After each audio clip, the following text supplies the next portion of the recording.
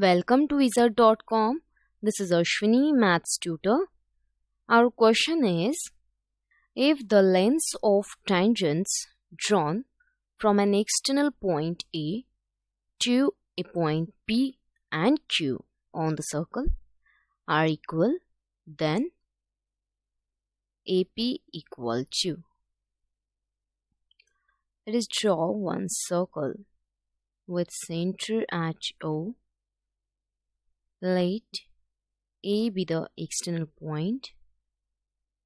Draw a tangents from point A to that circle at point P and Q. Join this OP and OQ. Now, by theorem, that the lengths of tangent drawn from any external point are equal. So, AP will be equals to AQ.